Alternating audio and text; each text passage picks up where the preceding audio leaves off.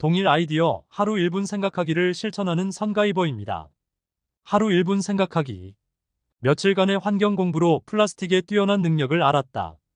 그런데 이것을 뛰어넘고 환경 피해도 없는 물질을 만들어낼 수가 있을까? 워낙에 뛰어난 물질이어서 거의 불가능에 가깝다.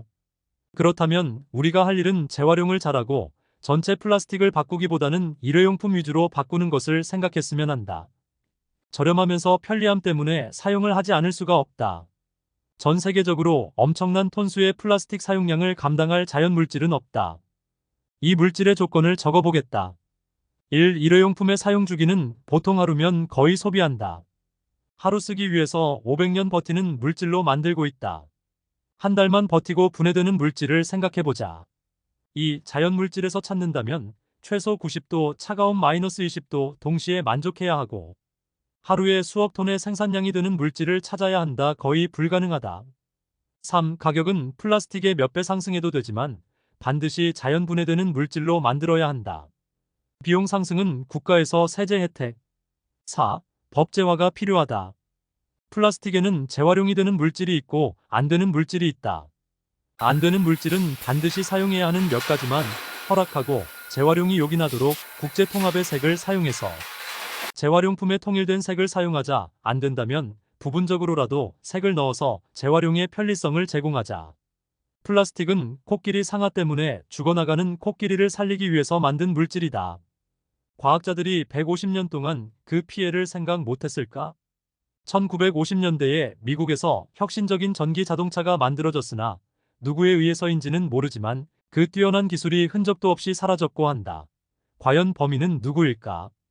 자본주의는 국가의 간섭이 최소화되는 주의고 공산주의는 국가가 모든 것에 간섭하는 주의다. 이 둘이 융합된다면 어떨까? 이 생각한다는 것 자체가 말이 안 된다고 생각하겠지만 6차 대멸종이 거의 근접한 50년 100년 후 삶은 어떻게 바뀔지 생각해보자. 태평양 쓰레기 섬은 지금 한반도 16배 크기인데 4년 후면 4배 커질 것이다. 영구동토 지역은 수십 년 이내에 아예 사라질 것이다. 얼어있는 거의 모든 물이 녹으면 어떤 세상이 펼쳐질까? 지금 간척지로 얻은 땅은 기후변화 시대에 어떻게 될까? 가까운 미래에 펼쳐질 현실을 바라봐야 할 때이다. 50년 아니 10년 후의 미래가 암울한 이유이다. 자본주의 자유방임의 수익금 대부분을 환경보다 돈벌이를 우선해서 현재의 사태가 발생되었다. 공산주의에서 선진 과학기술이 나온 경우는 거의 없다. 대부분 자유경쟁 속에서 선진 기술이 나왔다.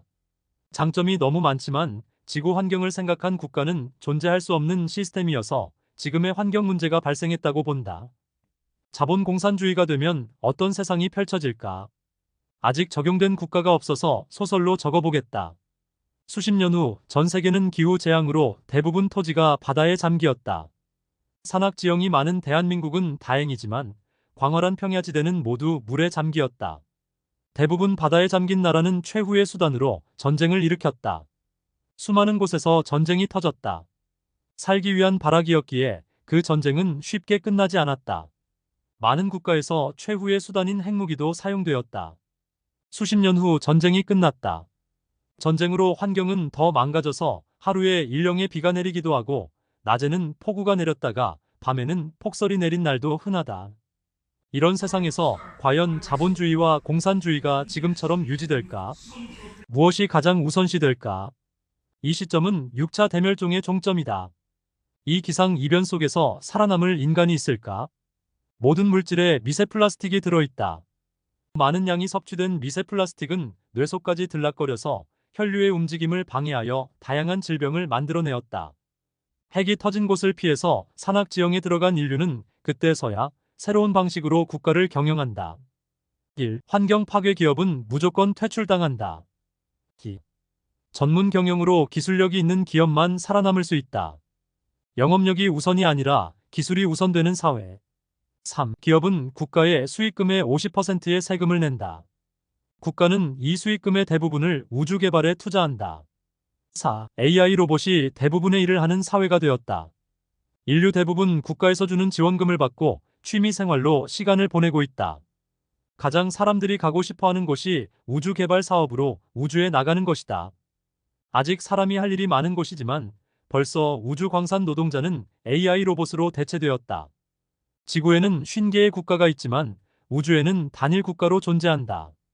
수익금은 대부분 우주에만 사용되며 단 1%의 수익금만 지구의 국가들의 각 기존 투자금 비례해서 현물로 준다.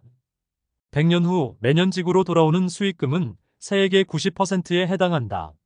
하지만 200년 후 더 이상 지구는 사람이 살아가는 행성이 아니다. 이쯤 가장 가까운 별인 알파 센타우리에 물이 흘러넘치는 행성 사진이 전송된다. 500년 후 알파 센타우리에 간 인류는 새로운 기회의 터전에서 어떤 방식으로 국가를 경영해야 인류가 살 수 없게 된 지구의 전철을 다시 밟지 않을까? 태평양 쓰레기 1분 생각하기. 축구장 몇 배 크기의 배보다 작게 만들면 어떨까? 과연 태평양의 쓰레기로 화력 발전을 하는 거 말고는 다른 좋은 방법이 없을까? 중장비 로더 방식 말고 다른 방식도 생각해보자. 내일은 미세 플라스틱을 바다에서 건지는 현존 기술을 검색해보자. 이상입니다. 매일 동일 아이디어 1분 생각하기를 실천하고 전파하는 선가이버였습니다. 구독과 좋아요는 저에게 큰 힘이 됩니다. 감사합니다.